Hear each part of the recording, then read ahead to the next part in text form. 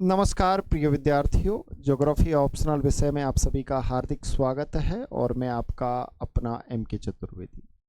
मेरे साथ आप जिस यूनिट के बारे में डिस्कस कर रहे हो वो आपका भौगोलिक चिंतन है। भौगोलिक चिंतन में जो हम ग्रीक ज्योग्राफर्सों के बारे में पढ़ रहे थे, उनमें सबसे महत्वपूर्ण जो आपके ज्योग्राफर्स हैं उनका नाम है प्लूटो। प्लूटो के बारे में कहा जाता है कि प्लूटो की नींव रखने वाला प्रथम विद्वान था।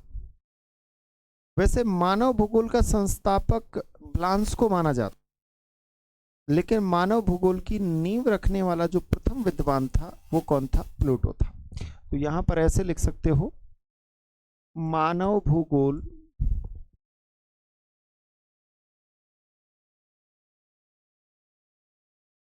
की नींव रखने वाला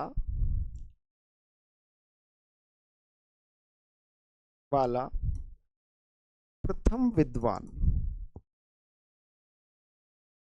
और प्रथम विद्वान का नाम क्या है? प्लूटो है। इन्होंने एक ग्रंथ लिखा था जिसका नाम है रिपब्लिक। क्या नाम है? तो इनकी एक बुक भी कह सकते हो, उसे बुक या ग्रंथ कह सकते हो। इनके जो ग्रंथ का नाम था वो था रिपब्लिक। उन्होंने भौगोलिक चिंतन के लिए एक अध्ययन पद्धति बनाई थी। ये कहते थे कि अगर आप भौगोलिक चिंतन को बेहतर करना चाहते हो, मतलब भौगोलिक चिंतन में जो नए नए विचार, नए नए तर्क, नए नए तथ्य अगर प्रस्तुत करना चाहते हो, तो आपको भौगोलिक चिंतन निगमनात्मक पद्धति से करना चाहिए। तो इन्होंने, सुनिएगा, इन्होंने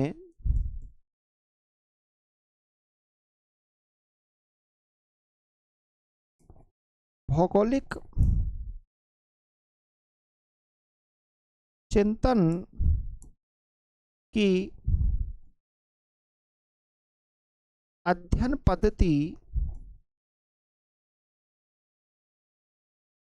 निगमनात्मक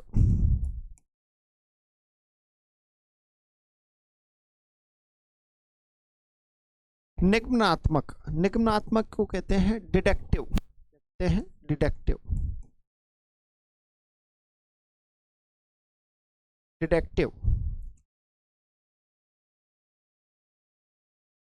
का प्रतिपादन किया था।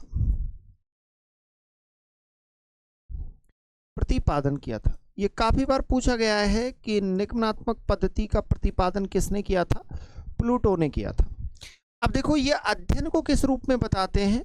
ये कहते हैं कि जो आपका अध्ययन है वो अध्ययन, जैसे आप किसी भी विषय को पढ़ रहे हो तो ये कहते हैं कि नियम पहले बनाओ, नियमों की रचना पहले हो, नियम से उदाहरण की ओर पढ़ना चाहिए।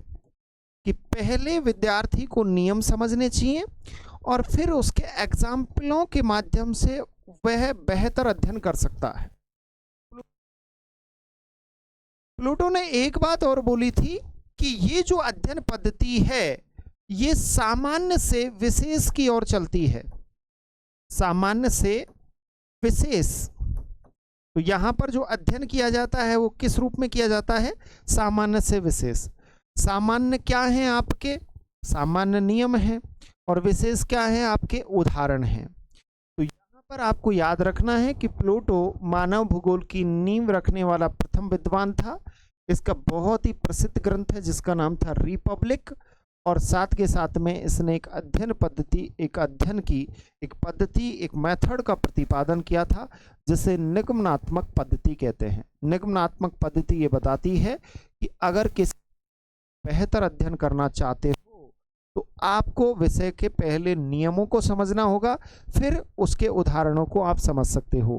तो यह अध्ययन पद्धति कहती है कि अध्ययन सामान्य से विशेष की ओर किया जाता है। क्लियर? आगे सुनिएगा।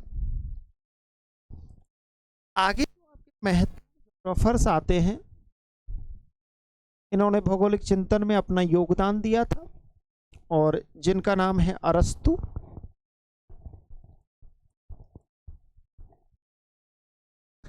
अरस्तु का समय कब से कब तक रहा? तो 384 बीसी से लेकर 322 बीसी के बीच में अरस्तु रहे थे। तो 384 बीसी टू 322 बीसी के बीच में अरस्तु रहे थे। अरस्तु दार्शनिक भी थे, अरस्तु तर्कशास्त्री भी थे, अरस्तु राजनीति शास्त्री भी थे।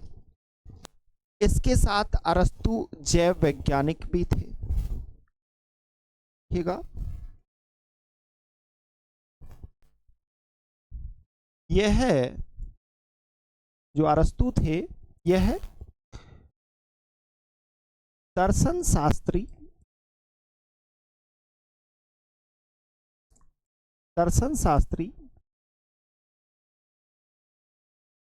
तर्कशास्त्री, जैसे ओशो के तर्कों के सामने कोई नहीं जीत सकता था, वैसे तर्कशास्त्री थे।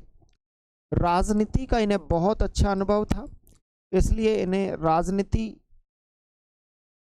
राजनीति का ज्ञाता कहते हैं। तो यहां पर ऐसे लिखिएगा, राजनीति शास्त्री।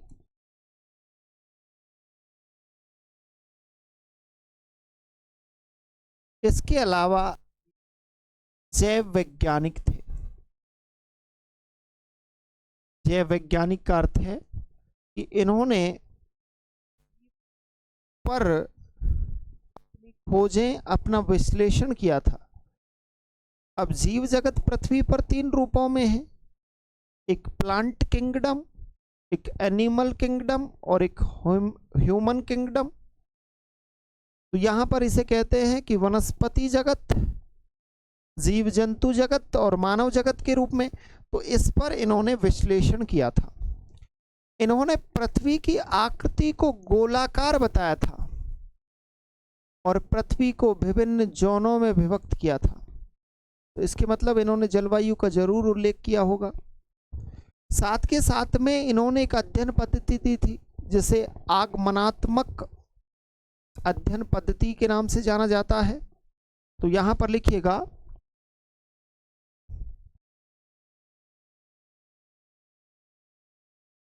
इन्होंने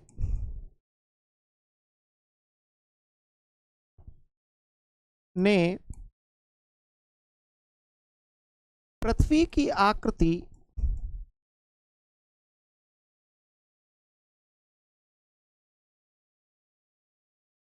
गोलाकार मानी थी। पृथ्वी की आकृति कैसी मानी थी? तथा भौगोलिक चिंतन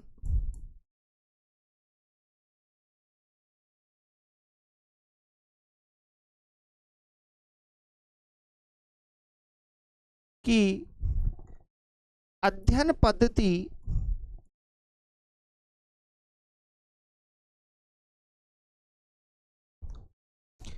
आगमनात्मक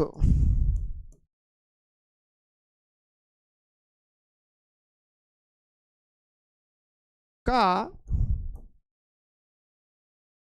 प्रतिपादन किया था। तो इन्होंने भौगोलिक चिंतन के लिए, अगर आप बेहतर भौगोलिक चिंतन करना चाहते हो तो उसके लिए इन्होंने एक अध्ययन पद्धति दी थी और जिसका नाम आगमनात्मक अध्ययन पद्धति। आगमनात्मक जो अध्ययन पद्धति है ये इस बात को कहती है कि जो अध्ययन है वो उदाहरण से नियम की ओर करना चाहिए, कि पहले आपको उदाहरण समझने चाहिए और फिर उसके बाद आप उदाहरण समझने के बाद आप नियमों की ओर जाओ। बाकी निगमनात्मक अध्ययन पद्धति क्या कहती थी कि पहले आप नियमों को समझो और फिर बाद में आप उदाहरण को समझो। तो उसमें नी था तो नी का अर्थ नियम पहले, इसमें आ है तो आ का अर्थ उदाहरण पहले। समझ गए? यह अध्ययन पद्धति में जो अध्ययन किया जाता है वो विशेष से सामान्य की ओर किया जाता है, विशेष से सामान्य की ओर यहां पर अध्ययन किया जाता है। तो आप समझ गए होंगे। से सामान्य की ओर अध्ययन किया जाता है। इसे इंडक्टिव भी कहते हैं, इसे इंडक्टिव रीजनिंग कहते हैं, आगमनात्मक तर्क कहते हैं। तो याद रखना इसका एक जो अन्य नाम है, इसका अन्य नाम क्या है, याद रखना एग्जाम में आ सकता है। इसे कहते हैं इंडक्टिव रीजनिंग, इसे कहते हैं इंडक्टिव रीजनिंग। तो आप समझ गए होंगे।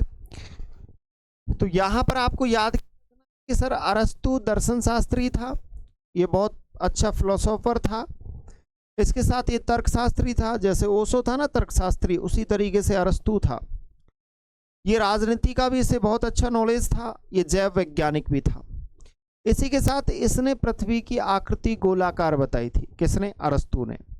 और साथ के साथ में इसने भौगोलिक चिंतन के अध्ययन के लिए एक पद्धति का प्रतिपादन किया, और उस अध्ययन पद्धति का जिसका प्रतिपादन किया उसे आगमनात्मक कहते हैं। आगमनात्मक में उदाहरण पहले और नियम बाद में, पहले उदाहरण को समझो फिर नियमों को पढ़ो, ठीक है।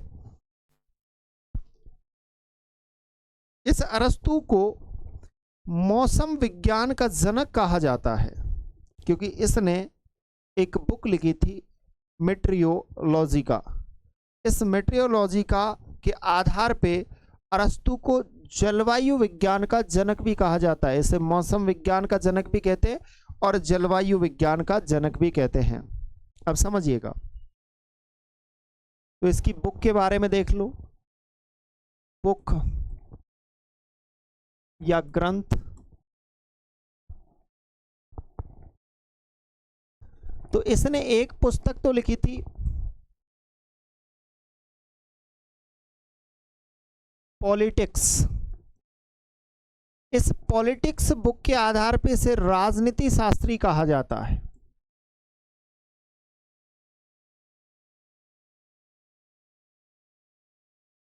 इसने एक बुक लिखी थी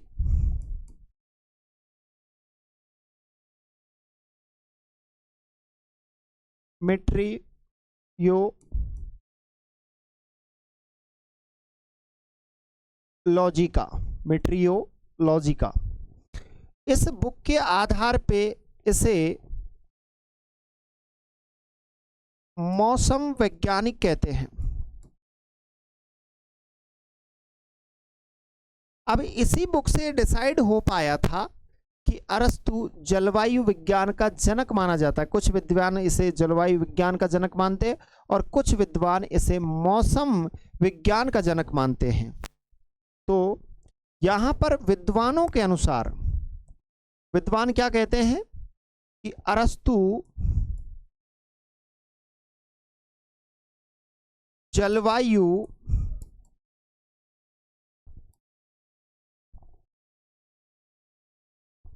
विज्ञान का जनक है, कुछ विद्वान कहते हैं। कुछ विद्वान ये कहते हैं कि अरस्तु मौसम विज्ञान का जनक है।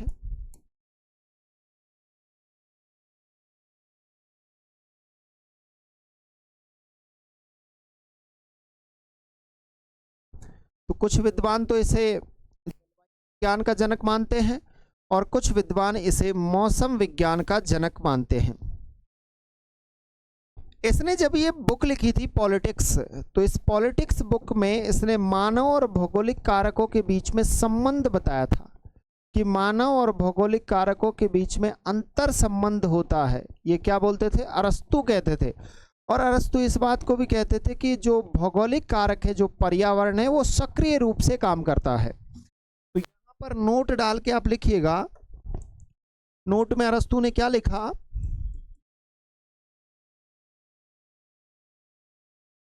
पॉलिटिक्स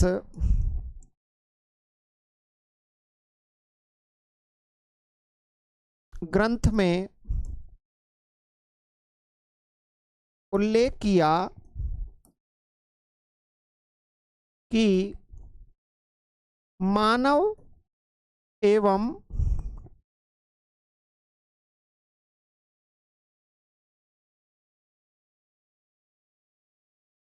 पर्यावरण के मध्य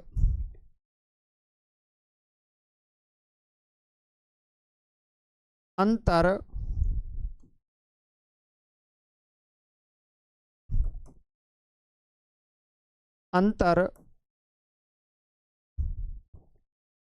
संबंध होता है,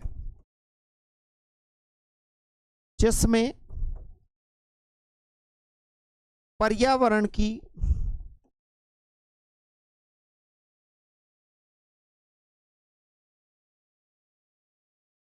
सक्रिय भूमिका होती है।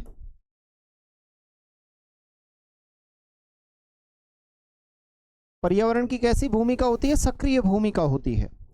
तो इसके मतलब अरस्तु इस बात को मानता था कि उस समय भी निश्चयवादी अवधारणा प्रत्यक्ष रूप से तो नहीं आई थी, लेकिन अप्रत्यक्ष रूप से कहीं ना कहीं इनके तर्कों में छिपी हुई थी। इसीलिए अरस्तु इस बात को मानता था। अरस्तु ने इस बात का उल्लेख भी किया था। आगे देखो, पृथ्वी को यहां पर लिखेगा, इसने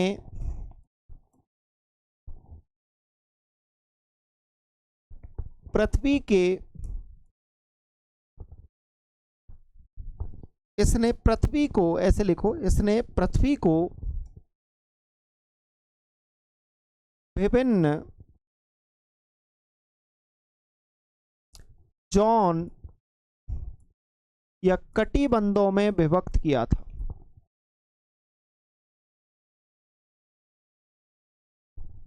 जोन या कटिबंधों में विभक्त किया था।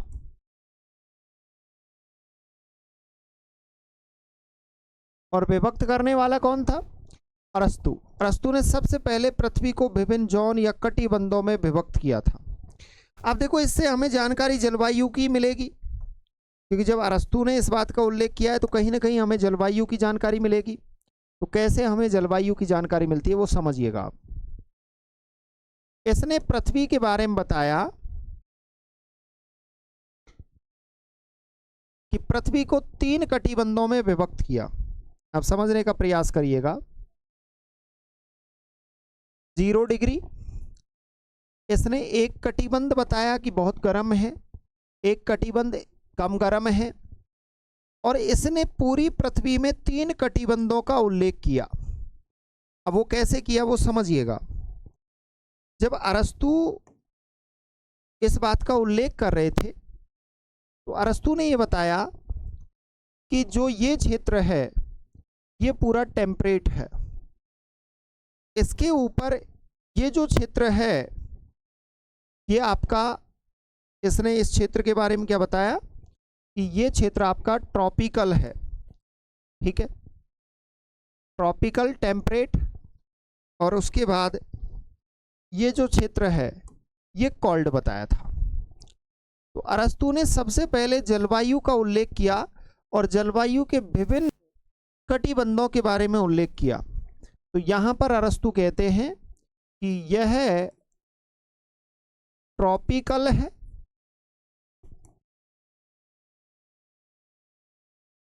ये टेम्परेट है, और ये कोल्ड रीजन है। तो इसे कोल्ड जोन नाम दिया, इसे टेम्परेट और इसे ट्रॉपिकल जोन नाम दिया। कि भूमध्य रेखा के आसपास का क्षेत्र जो ट्रॉपिकल है, इसके ऊपर क्षेत्र शीतोष्ण कटिबंध, इसके ऊपर का क्षेत्र कैसा है? शीत कटिबंध है। ये बात किसने बोली थी? अरस्तु ने कही। तो इस क्षेत्र को इसने बताया था उष्ण कटिबंध। क्या बताया था? उष्ण कटिबंध। ऊपर वाले क्षेत्र को इसने बताया था शीतोष्ण कटिबंध।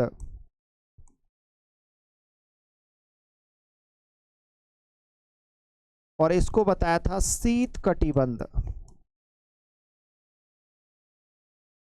इसके बारे में थोड़ा आप याद रखना, क्योंकि एग्जाम की दृष्टि से यहां से आपके एग्जाम में क्वेश्चन बन सकते हैं। आगे देखो,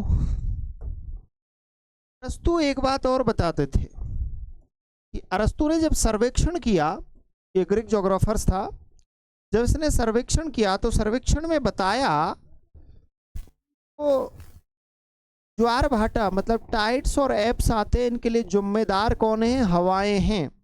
तो हवाओं पृथ्वी पर उत्पन्न होते हैं। अरस्तु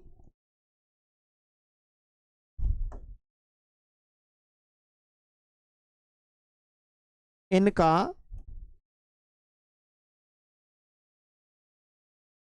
मानना था कि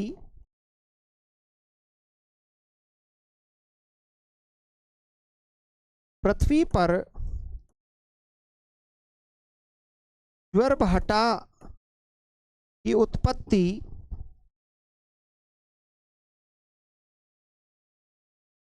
हवा के कारण होती है। तो ये ज्वारभाटा की उत्पत्ति का कारण क्या मानते थे? विंड को मानते थे कि विंड के कारण पृथ्वी पर ज्वारभाटा की उत्पत्ति हो रही है। ये कौन कहते थे? ये अरस्तु कहते थे। कौन भाई? अरस्तु। तो मैंने आपको प्लूटो समझा दिया, उसके बाद मैंने आपको अरस्तु समझा दिया। अब बात करते हैं एरेस्टोस्थीनिस की। किसकी बात करते हैं? एरेस्टोस्थीनिस। एरेस्टोस्थीनिस आपके लिए बहुत ही महत्वपूर्ण है।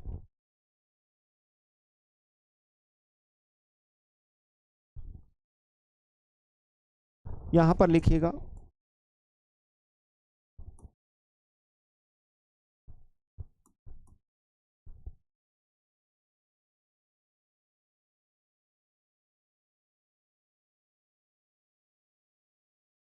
एरेस्टोस्थीनिस।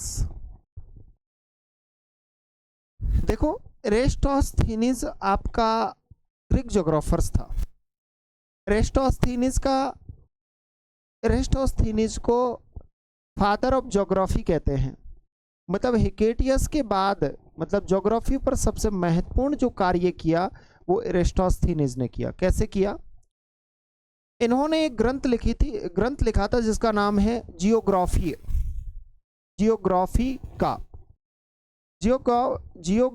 का जो बुक है, उस बुक में इसने पृथ्वी का वर्णन का उल्लेख किया था। पृथ्वी के वर्णन का उल्लेख, मतलब यहां पर इसने बताया था कि जियो का अर्थ पृथ्वी है और ग्राफी का अर्थ है वर्णन करना। इसने इस बात का उल्लेख किया था। तो पृथ्वी के बारे में उल्लेख किया था। किसने? एरेस्टोस्थीनिस ने। एरेस्टोस्थीनिस ने सबसे पहले भूगणित का, मतलब आप ऐसे कह सकते हो कि भूगणित का इसने प्रतिपादन किया था। और जो भूगणित थी उसका प्रतिपादन किया था, और उसके बाद उस कैलकुलेशन का प्रयोग भूमि मापन के लिए किया गया, और इसीलिए इन्हें भूमापन का जनक कहते हैं। फादर ऑफ जियोडेसी कहते हैं। क्या कहते हैं? फादर ऑफ जियोडेसी कहा जाता है। तो इनके बारे में लिखिएगा।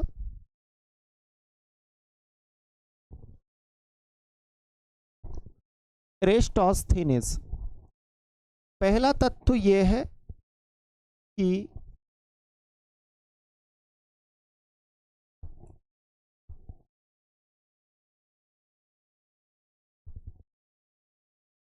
फादर ऑफ ज्योग्राफी,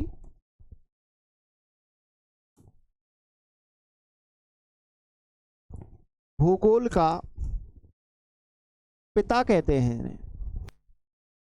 अब भूगोल का पिता तो एरेस्टोस्थीनिस को कहा जाता है, लेकिन इससे पहले अगर एरेस्टोस्थीनिस आपके ऑप्शन में ही नहीं हो तो फिर क्या करोगे?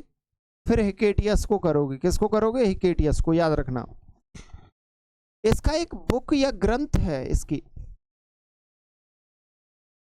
और उस ग्रंथ का नाम है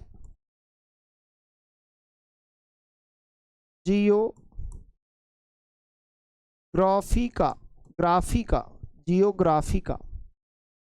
ये इसने एक बुक लिखी थी। इस जियोग्राफिका में इसने पृथ्वी का उल्लेख किया था।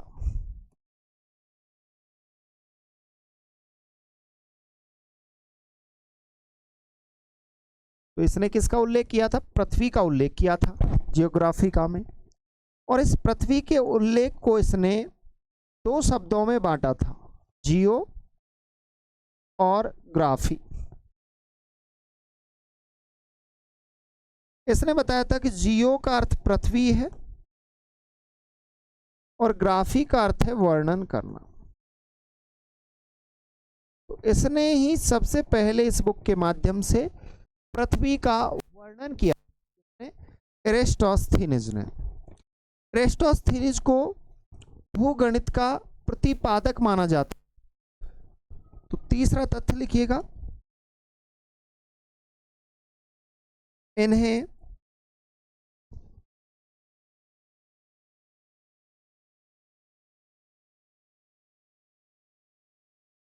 भूगणित का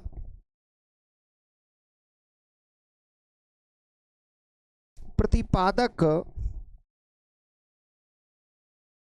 माना जाता है और इस भूगणित का यूज करके इस व्यक्ति ने भूमि मापन के लिए इस भूगणित का यूज किया, इसीलिए इन्हें भूमापन का जनक या फादर ऑफ जियोडेसी कहते हैं।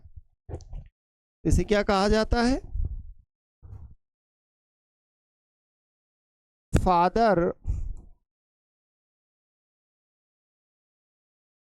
ऑफ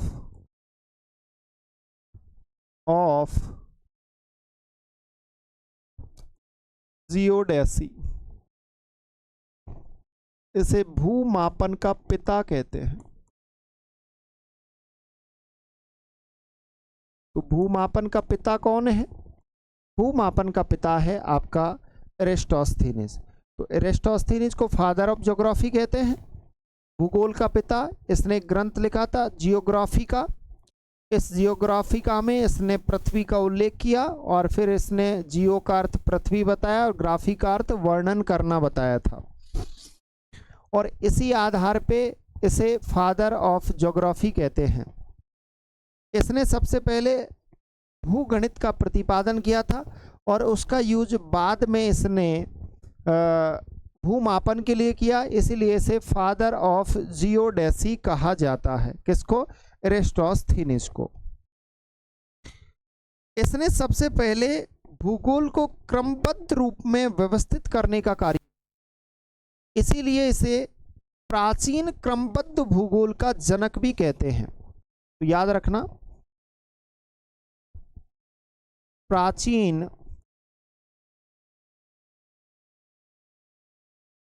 क्रमबद्ध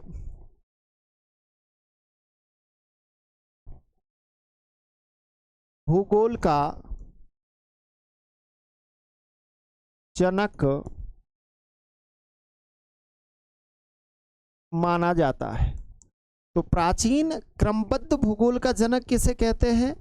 आपके एरेस्टोस्थेनीज को कहा जाता है। आगे सुनिएगा, इसने भूमध्य रेखा का मापन किया और सूर्य और चंद्रमा की दूरी का भी मापन किया था। तो अब मैं आपको एक इमेज के माध्यम से समझाता हूं कि जैसे सपोज करना कि ये आपकी पूरी पृथ्वी है, ठीक है।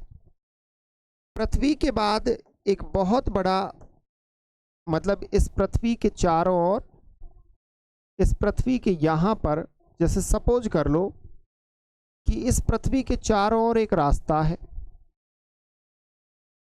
जो पृथ्वी के चारों ओर से गुजर रहा है। तो पृथ्वी के चारों ओर कौन चक्कर लगा रहा है? चंद्रमा। और यहां पर आपका सूर्य है। इस तरीके से ये मान लो आपका सन है, सन को आप इधर भी ले सकते हो, ये आपका सूर्य है। अब मेरी बात को सुनना बड़े ध्यान से कि यहां पर आपका चंद्रमा है, ये आपका चंद्रमा है, ठीक है। अब मैं आपको जो चीज समझा रहा हूं उस चीज को समझने का प्रयास करिएगा। यहां पर ये आपकी पृथ्वी हो गई, पृथ्वी के बाद चंदा मामा हो गया। चंदा मामा कलर कुछ ऐसा ही होता है, तो इसका कलर चेंज मत करो। और यहां पर ये आपका सूर्य हो गया। तो यहां पर सन है, यहां पर मून है और यहां पर अर्थ है।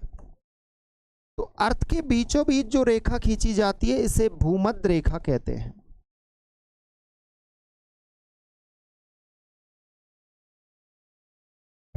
इसे क्या कहते हैं? इसे भूमध्य रेखा कहते हैं।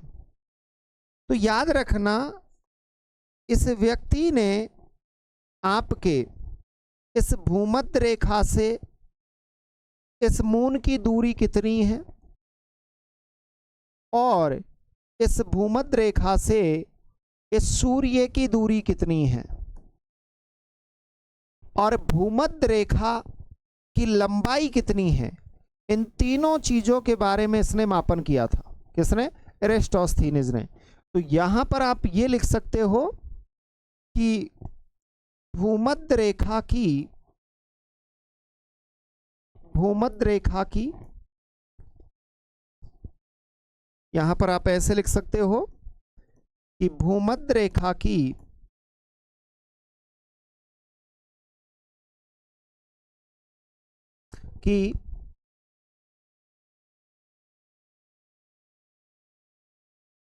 लंबाई का मापन किया था।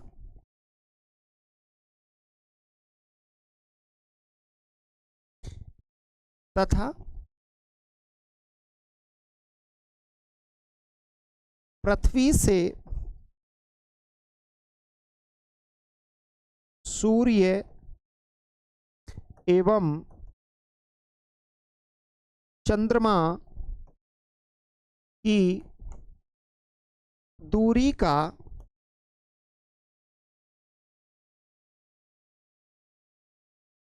मापन किया था। किसने? एरेस्टोस्थीनिस ने। तो एरेस्टोस्थीनिस ही था जिसने भूमध्य रेखा की लंबाई का मापन किया और पृथ्वी से सूर्य और चंद्रमा की दूरी का मापन किया था।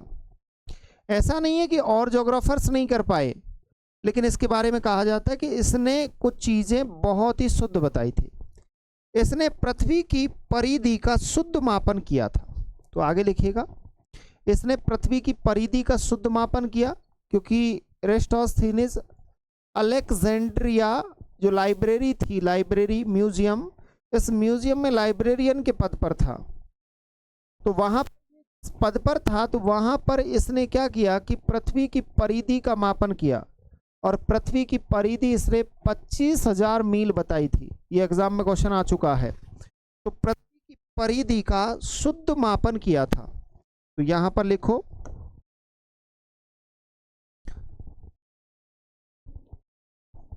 पृथ्वी की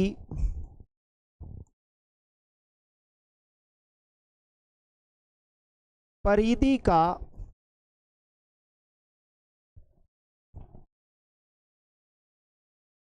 शुद्ध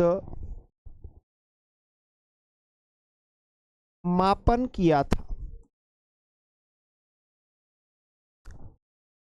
तथा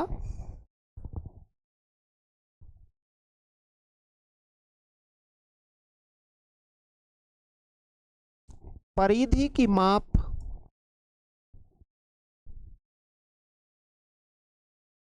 25,000 मील मानी थी। तो परिधि की माप कितनी मानी थी? 25,000 मील मानी थी। यह एग्जाम में क्वेश्चन आ चुका है। तो पृथ्वी की परिधि का शुद्ध मापन करने वाला कौन सा ज्योग्राफर था? एरेस्टोस्थीनिस था। और एरेस्टोस्थीनिस ने जब पृथ्वी की परिधि का शुद्ध मापन किया तो पृथ्वी की परिधि इसने कितनी बताई? 25,000 मील इसने बताई थी। आगे लिखिएगा, यह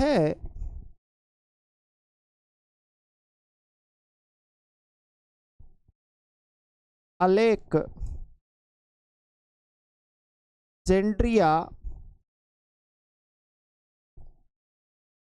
म्यूजियम में,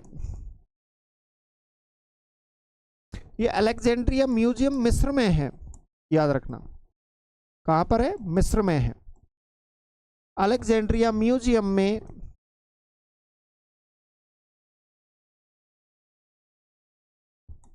लाइब्रेरियन पद पर था। वहां रहते हुए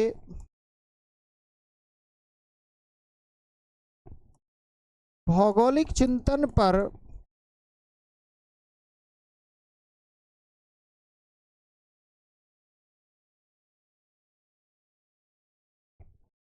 काफी कार्य किया था।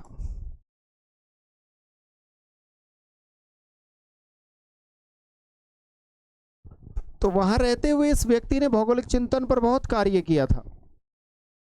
तो पृथ्वी की परिधि का मापन, शुद्ध मापन करने वाला एरिस्टोस्थीनिस था। इसने परिधि कितनी बताई? 25,000 मील। और एक सबसे महत्वपूर्ण बात कि अलेक्जेंड्रिया विश्वविद्यालय में कौन से पद पर था? ये लाइब्रेरियन के पद पर था, और वहाँ इसने लाइब्रेरियन के पद पर रहते हुए भौगोलिक चिंतन पर काफ़ी काम किया था एरिस्टोस्थीनिस ने। आगे लिखिएगा।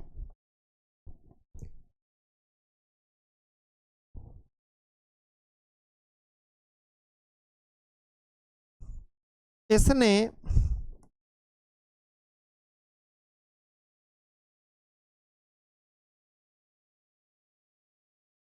देशांतर एवं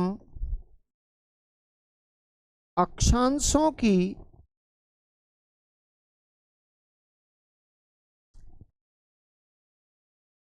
गणना के लिए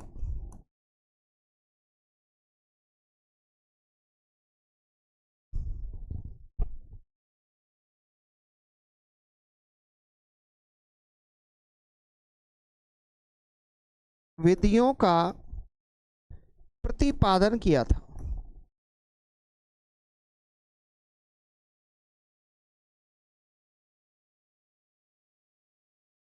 तो इस व्यक्ति ने अक्षांश और देशांतर का मापन करने के लिए, गणना करने के लिए इसने का प्रतिपादन एरिस्टोस्थीनिस ने अरस्तु से भिन्न पृथ्वी को 5 जलवायु कटिबंधों में बांटा था।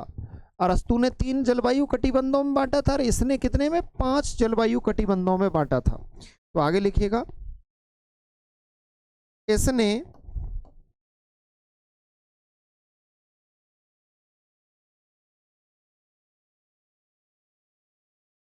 अरस्तु से भिन्न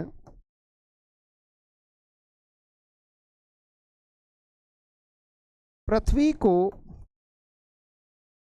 5 जलवायु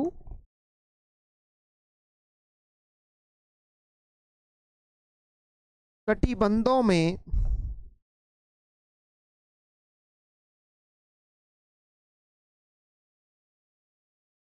विभक्त किया था। अब देखो ये क्या कहते हैं और किस तरीके से पृथ्वी को 5 जलवायु कटिबंधों में विभक्त करते हैं। इन्होंने बताया कि जो आपकी पृथ्वी है इसको इस तरीके से 0 डिग्री के माध्यम से, भूमध्य रेखा के माध्यम से इसे विभक्त कर दिया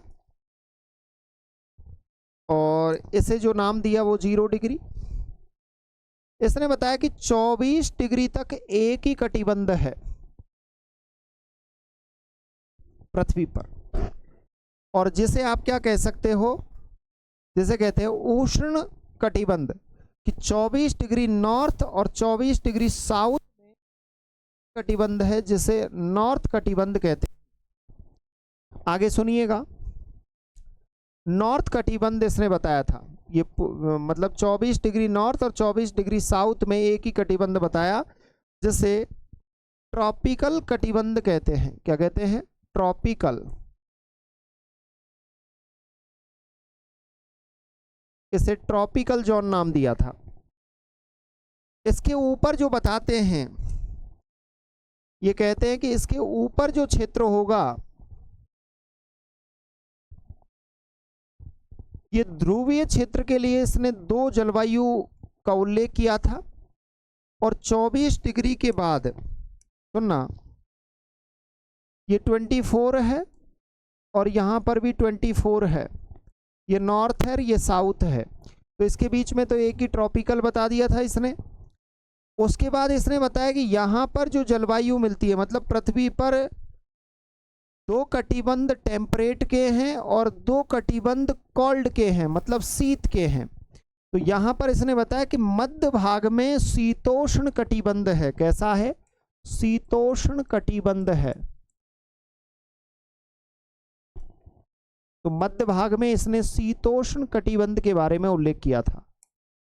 तो शीतोष्ण कटिबंध को ये 2 बताते हैं कि दक्षिण का अलग और उत्तर का अलग। तो यहां पर शीतोष्ण कटिबंध हो गया।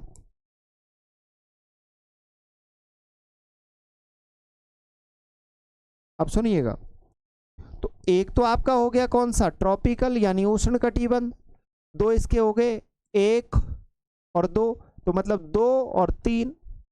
उसके बाद इसने ध्रुवीय क्षेत्र को शीत कटिबंध, मतलब पृथ्वी पर शीत कटिबंध 2 बताए थे, एक साउथ में और एक नॉर्थ में। तो यहां पर 4 नंबर पे ये हो गया आपका शीत कटिबंध।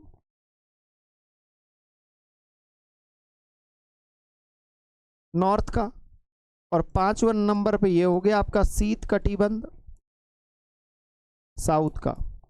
तो इसने जो उल्लेख किया वो इस प्रकार से किया था कि जो भूमध्य रेखा है, उस भूमध्य रेखा पर, भूमध्य रेखा से, इसने ऐसे कहा था कि भूमध्य रेखा से 24 डिग्री अक्षांश तक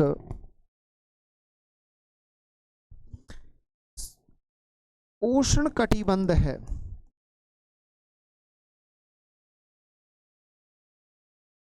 पेटी एक है। तो मतलब इसने दोनों गोलार्धों में एक ही पेटी को माना। उसके बाद ये क्या कहते हैं कि 24 डिग्री से और ध्रुव तक, 24 डिग्री से और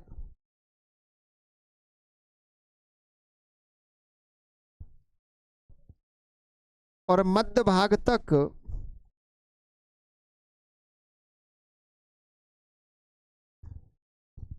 शीतोष्ण कटिबंध, शीतोष्ण कटिबंध की 2 पेटी हैं। फिर ये बताते हैं कि मध्य भाग से, मध्य भाग से और ध्रुव तक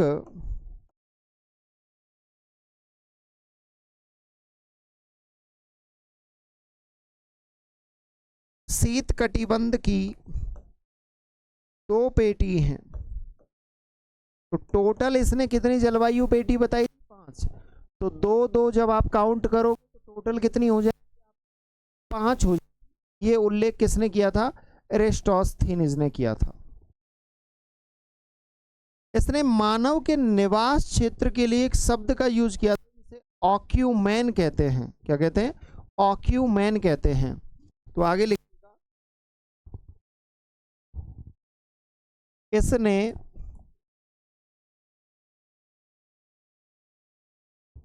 मानव निवास क्षेत्र के लिए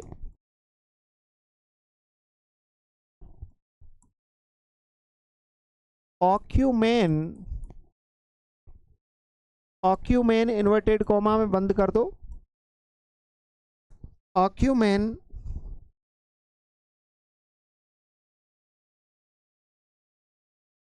शब्द का प्रयोग किया था। और इस शब्द का प्रयोग करने वाले कौन थे, एरिस्टोस्थेनीज। तो एरिस्टोस्थेनीज ने मानव निवास क्षेत्र के लिए ऑक्यूमेन शब्द का यूज किया था। इसलिए कुछ विद्वान इन्हें फादर ऑफ सेटलमेंट ज्योग्राफी कहते हैं। क्या कहते हैं, फादर ऑफ सेटलमेंट ज्योग्राफी।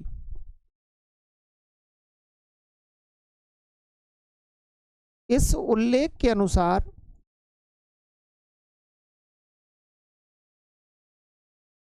अनुसार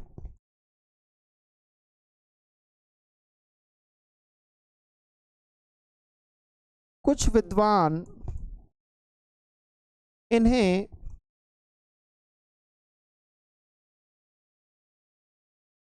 फादर ऑफ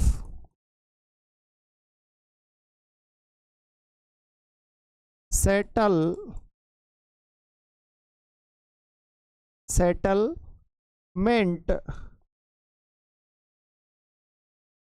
ज्योग्राफी मानते हैं। तो कुछ विद्वान इन्हें फादर ऑफ सेटलमेंट ज्योग्राफी कहते हैं। किसको? एरिस्टोस्थेनिस को। तो ये कुछ महत्वपूर्ण तथ्य थे एरिस्टोस्थेनिस के बारे में। अभी तक नेट, असिस्टेंट प्रोफेसर, सेट जैसी एग्जामों में इसी में से आपके क्वेश्चन आए हैं। Father of geography Eratosthenes. इन्होंने एक बुक लिखी थी जिसका नाम है जियोग्राफी का। इसमें पृथ्वी का उल्लेख किया। जियो का अर्थ पृथ्वी, ग्राफी का अर्थ वर्णन करना। इन्हें भूगणित का प्रतिपादक माना जाता है। भूमि के लिए इन्होंने कुछ बहुत सारी मतलब गणनाएं की थी, तो इसलिए इन्हें भूगणित का प्रतिपादक माना। इसके अलावा फादर ऑफ जियोडेसी, भूमापन का पिता कहते हैं। प्राचीन क्रमबद्ध भूगोल का जनक माना जाता है। इन्होंने भूगोल प्राचीन भूगोल को क्रमबद्ध रूप में व्यवस्थित किया था। इन्होंने भूमध्य रेखा का मापन किया और पृथ्वी से चंद्रमा और सूर्य की दूरी का मापन किया। याद रखना, पृथ्वी की परिधि का शुद्ध मापन करने वाले एरिस्टोस्थेनिस थे और परिधि कितनी बताई? 25,000 मील। याद रखना। अलेक्जेंड्रिया विश्वविद्यालय में, अलेक्जेंड्रिया म्यूजियम में ये लाइब्रेरियन के पद पर थे और इस पद पर रहते हुए इन्होंने भौगोलिक चिंतन पर काम किया था।